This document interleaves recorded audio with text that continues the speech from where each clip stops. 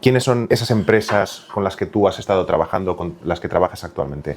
Descríbeme el perfil de empresa. Bueno, pues actualmente estoy con 2 empresas industriales. Una tiene una fase doble, una fase de industrialización y otra fase de instalación. Se dedican a hacer paneles arquitectónicos, pues principalmente para estaciones de metro aquí en Madrid. Pues muchas de ellas están hechas por nosotros, o el túnel cuando sales de la dirección norte, ahí el nudo norte de la M30 y tal. Bueno, entonces, o la M30, muchos tramos de la M30 están también hechos. Entonces, son unos paneles de acero vitrificado y una empresa hace el panel, bueno, lo desarrolla, lo diseña y lo fabrica, y la otra se dedica a la instalación, ¿vale? Entonces, son problemáticas muy distintas. Claro, la realidad de la obra, que es lo que es, y la realidad industrial, que tienes que adaptar una industria a una obra, que es arre, so, ¿vale? Y la otra es una empresa que fabrica... es una empresa de estampación que fabrica piezas para motores eléctricos, ¿vale? Para hacer los estátores y los rotores de motores eléctricos. Hacen soldadura, lógicamente. Y pues ahora tenemos una serie de partners con los que hemos ampliado el alcance del suministro y entregamos pues el motor ya soldado, bobinado y tal. Es decir, a falta de poner carcasa y terminarlo, pero hay un alcance bastante amplio. Ambas son empresas que están, pues la de los motores está en algo menos de 50 personas y la otra pues está en 30 y pico, más la de las obras, que pueden ser 25 o pueden ser 100, ¿vale? Depende del... son empresas con 2 realidades muy distintas. En la de estampación me encontré con un equipo muy joven que había estado abandonado. Abandonado suena feo, ¿no? Pero quiere decir que no habían estado tutelados de cerca en los últimos año y medio, 2 años, y mentalmente son jóvenes también, pero mentalmente muy mal, y pues un rol de sacrificio muy grande, ¿vale? Entonces, pues 2 momentos distintos, una empresa más grande al final, porque la de motores pues factura por encima de los 20 millones, la otra con realidades sociales, de producto y de mercado completamente distintas, ¿no? Entonces, en la de Zaragoza, que es la de estampación, es una empresa en la que le he dedicado mucho tiempo a ayudar a ese equipo de dirección a encontrar su hueco, a encontrar su rol y a interactuar y tener una visión más global de la compañía. Sí que es cierto que ahí he tenido que hacer un cambio en la dirección de operaciones. Teníamos un director de operaciones que era uno de los 3 que estaba antes, que no tenían director general. Estuvieron 2 años que entre ellos 3 se lo cocinaban y se lo hacían. Y muy bien lo hicieron, cuidado, no. Pero sí que es cierto que les faltaba el toque de, bueno, pues una visión más global, más a medio y largo plazo, más estratégica. Y el de operaciones pues se fue a Estados Unidos, le salió una oportunidad de trabajo en Estados Unidos, a él le gustan mucho los Estados Unidos y se fue a Nueva York, pues hará año y medio, 2 años. Cogimos una persona, pero bueno, luego no terminó la cosa de encajar y promocioné a una persona que estaba como responsable de ingeniería. Es un chico muy joven, muy preparado, sobre todo conoce muy bien la empresa, porque empezó en la empresa de becario, ¿vale? Entonces lleva 8 años en la empresa y conoce muy bien la empresa, los procesos, los productos, a la gente, y la verdad que está haciendo un trabajo excepcional. Y hoy por hoy, pues ahí tengo un equipo que son 3 personas y luego estoy yo, que hemos logrado una simbiosis muy productiva. Y a uno de ellos lo has llamado director de operaciones. ¿Cuál es el rol de los otros 2? Pues el otro es mi adjunto, que es, vamos, el responsable comercial, que también me ayuda, porque como yo no estoy los 5 días allí, me ayuda mucho cuando yo no estoy. Y luego está la directora financiera, que también lleva recursos humanos, ¿no? Y, por ejemplo, la directora financiera tiene una visión también del negocio muy interesante, porque empezó en su día en el departamento comercial y bueno, pues poco a poco ha ido cambiando y estuvo luego varios años de controller y ahora pues ha retomado las funciones propias de una directora financiera. Y también ha respondido muy bien, es decir, los 3 han respondido excelentemente bien. Y es muy curioso porque el año pasado fue un año que el primer semestre fue extraordinario, pero extraordinario. Y llegados al mes de mayo, pues empezamos a recibir malas noticias. Pues el cierre de una planta de un cliente en Polonia, la pérdida de un proyecto por parte de otro cliente, la pérdida de otro proyecto por parte de otro cliente. Claro, pues se te desmorona de de tenerlo todo razonablemente controlado. Y sobre todo en el cierre de la planta hicimos un ejercicio interno. Lo primero que dije es tranquilidad, que no panda el cúnico, ¿no? Como dice mi hijo, y vamos a filetear esto, que sí, es un pedazo de problema, pero vamos a ver cómo lo resolvemos, ¿no? Y establecimos una serie de planes de acción para intentar, por una parte, proteger la cuenta de resultados ante esa pérdida de ingresos, que no iba a ser inmediata, iba a ser a finales de año, en el último trimestre. Y por otra parte, qué acciones comerciales ante clientes existentes y nuevos clientes íbamos a hacer para conseguir compensar y contrarrestar, ¿no? Y bueno, pues se hizo un trabajo muy, muy intenso y justamente este mismo cliente le surgió otro nuevo proyecto, nos dio opción a intentar atender a la RFQ y oye, pues hemos estado 7 meses trabajando pico y pala, casi toda la organización, te diría, y al final pues nos lo han dado, con lo cual al final pues el año que viene espero que tengamos un crecimiento pues posiblemente superior al 15% en facturación, lo cual pues siempre es bueno, ¿no? Pero claro, cuando estás en una empresa industrial con proyectos a largo plazo, sí que es cierto que algunos productos están menos maduros y están en fase de crecimiento, otros están estables y otros están llegando a la vida útil del producto. Claro, tú tienes que compensar esas toneladas que pierdes con esas que ganas, claro, y todo esto es, pues eso, como las bolas cuando las tiras al aire o los palillos, ¿no? Entonces, claro, es muy importante estar muy coordinados. Y hoy por hoy sí que es cierto que los departamentos están bien coordinados. Y luego, en el departamento de ingeniería hemos ido metiendo savia nueva, gente joven, gente de otra generación, gente muy preparada, y hemos tenido suerte porque sí que es cierto que en el proceso de selección ponemos mucha atención a la actitud y al perfil humano de los candidatos y bueno, pues ahora que nos está cundiendo y estamos muy contentos. Dicho esto, pues ¿cómo saldrá el final de año? Pues no lo sé. El primer semestre lo hemos cubierto bien, con presupuesto, incluso ligeramente por encima. El segundo semestre, pues who knows.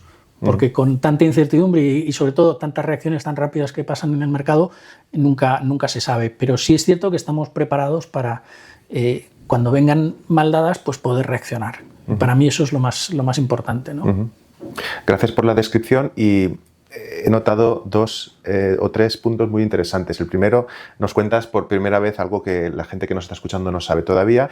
Tú, dentro de la disciplina o dentro del sector de la consultoría empresarial independiente, últimamente trabajas mucho en lo que es la posición de interim, en la cual no estás únicamente aconsejando, sino que te remangas y trabajas con el equipo. Has hablado de 2 proyectos en los que estás ahora en paralelo, uno del que nos has hablado más en detalle, y luego te voy a pedir que nos hables del otro. Pero sí, antes, una última pregunta sobre este equipo o esta empresa de motores eléctricos o componentes para motores eléctricos. ¿Quién es la propiedad? ¿Quién está detrás? Es un fondo de inversión. Es un fondo español. Es un fondo relativamente reciente, tendrá 5 años o por ahí, y es un fondo que sale de la inquietud de una persona que trabajó en un fondo, de hecho trabajamos juntos en su momento, y bueno, pues surgió esa inquietud y lanzó este fondo y bueno, pues tenemos una gestora que nos gestiona el fondo. Al final los fondos, que ya la gente está más acostumbrada a ellos, porque al principio cuando yo empecé en PHI, pues el apellido era siempre Buitre, ¿no? Fondo Buitre. Pues no. De hecho, el primer mandato que tuve en un fondo fue entrar en una empresa que estaba en quiebra. Es decir, tú abrías el cajón y no es que no hubiese nada, es que había un agujero ahí enorme. Bueno, pues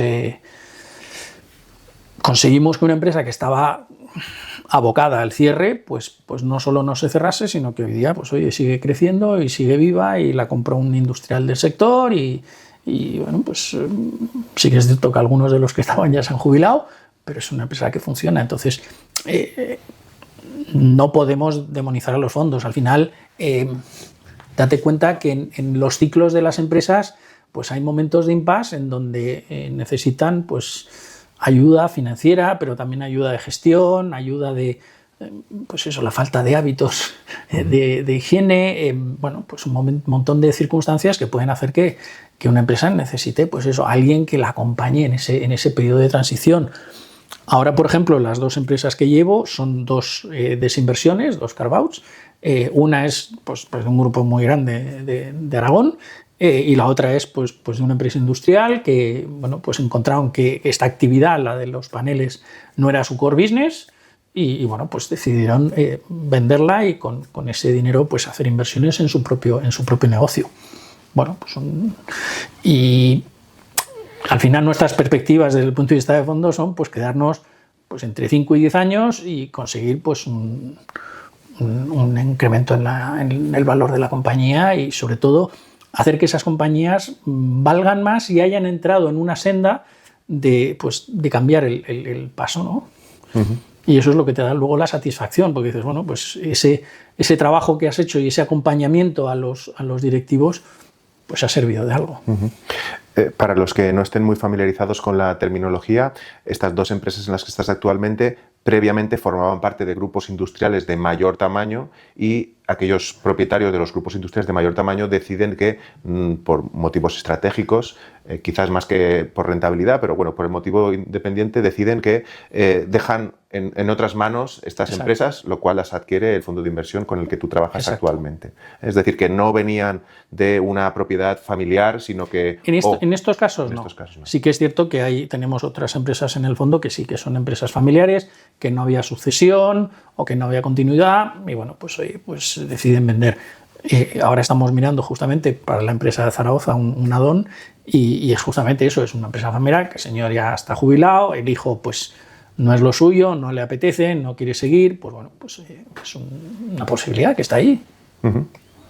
Es muy interesante tu rol porque es verdad que muchas veces hablamos o del nivel inmediatamente inferior, es decir, la empresa familiar de propiedad privada, que es el propietario Juan Palomo, o hablamos por otro lado de los fondos de inversiones que hacen estas operaciones estratégicas multimillonarias que a veces leemos en las noticias, pero no sabemos realmente lo que ocurre detrás del escenario, detrás del telón, cuando o después o antes de producirse este tipo de operaciones, ¿no? Y entonces es aquí donde entras gente como tú a preparar, ya sea en proyectos de salida, la empresa para que sea lo más atractiva posible o recoger, cuando eres parte del equipo que compra, recoger esa empresa y, digamos, hacer todo ese trabajo de adaptar a la estrategia global del grupo o empezar con esos trabajos de mejora de eficiencia. Y muchas veces, más que adaptarla a la estrategia del grupo, es hacerles encontrar cuál es su auténtica estrategia, ¿no? Es decir, hacer un plan estratégico en la empresa, porque claro, nosotros, por ejemplo, el Private Equity tenemos empresas de distintos sectores, de distintas actividades.